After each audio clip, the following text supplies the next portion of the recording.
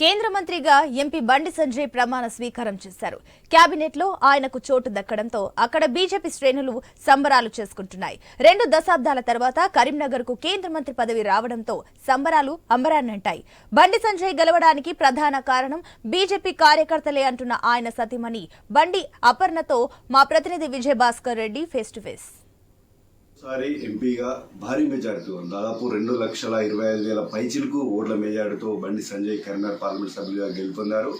వెంటనే గమనించినటువంటి మోడీ సర్కార్ కేంద్రంలో క్యాబినెట్లో బెర్త్ కన్ఫర్మ్ చేసింది. దీంతో కరీంనగర్ జిల్లాకు దాదాపు 20 సంవత్సరాల తర్వాత అంటే దాదాపు 2 దశాబ్దాల అనంతరం కేంద్ర మంత్రి పదవి రావడంతో ఒక్కసారిగా కరీంనగర్ పార్లమెంట్ పరిధిలో సంబరాలు మిన్నంటాయి. ముఖ్యంగా ఇటు కుటుంబ సభ్యులు, అదేవిధంగా పార్టీ కార్యకర్తలు, పార్టీ శ్రేణులంతా కూడా జోష్లో మునిగిపోయినటువంటి నేపథ్యం కనిపించింది. సంబరాలన్నీ కూడా మిన్నంటాయి.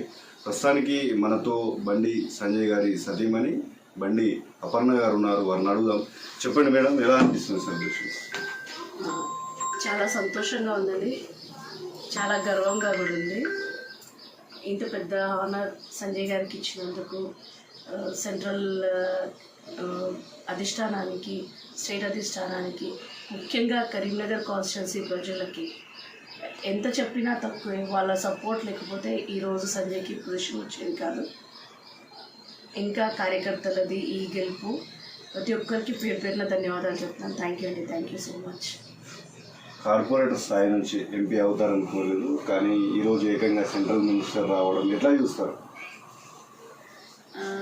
ఏదైనా బాధ్యత తనకు ఇచ్చారు అంటే దాన్ని 100% చేయడం మాత్రమే తనకు తెలుసు.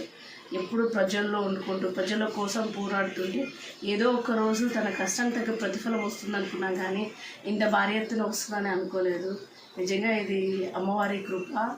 సంజయ్ కష్టం చాలా బ్లెస్డ్ అనిపిస్తుందండి. Thank you.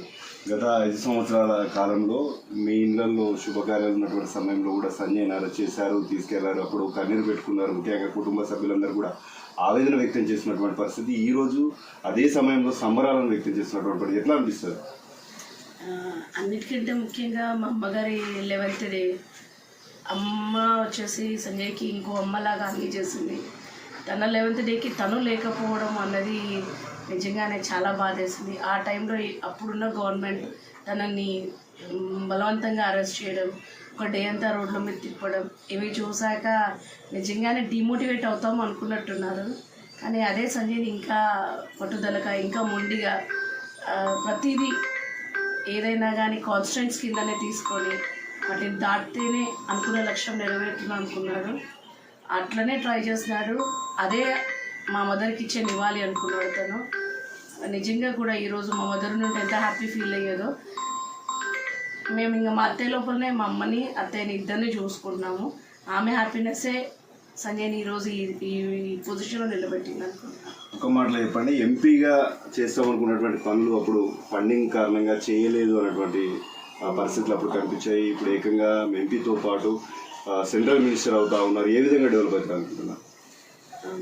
డెవలప్మెంట్ యాక్టివిటీస్ అంటే యాక్చువల్గా చాలా పుట్టప్ చేశారు. స్టేట్ గవర్నమెంట్ నుండి కరెక్ట్గా సహాయం లేకుండా, అంటే దానికి ప్రోత్సాహం లేకుండా ఉండింది. నాకు తెలిసి ఈ టైంలో సంజయ్ తనకి ఇంత పెద్ద పొజిషన్ ఇచ్చిన కరీంనగర్ ప్రజలకి ఖచ్చితంగా భారీ ఎత్తున అభివృద్ధి అంటే ఏంటో చూపించాలని కోరుకుంటున్నాను. అండ్ ఎట్లయినా మేము డెప్ట్లో ఉన్నాము. కంపల్సరీగా సంజయ్ దాన్ని ఫుల్ఫిల్ చేయాలనుకుంటున్నాము. ఆ వేలో సంజయ్ ఆలోచిస్తారు, సంజయ్ దానికే కట్టుబడి ఉంటారని కోరుకుంటున్నారు. ఓటర్లు ఎవరు ఎక్కువ ప్రభావితం చేస్తారు అనుకుంటున్నారు? సంజయ్కి ఫస్ట్ ఆఫ్ ఆల్ చిన్నపిల్లలు, బిలో 10 years ఆఫ్ ఏజ్ పిల్లలు అయితే సంజయ్కి భారీ ఎత్తున్న సపోర్ట్.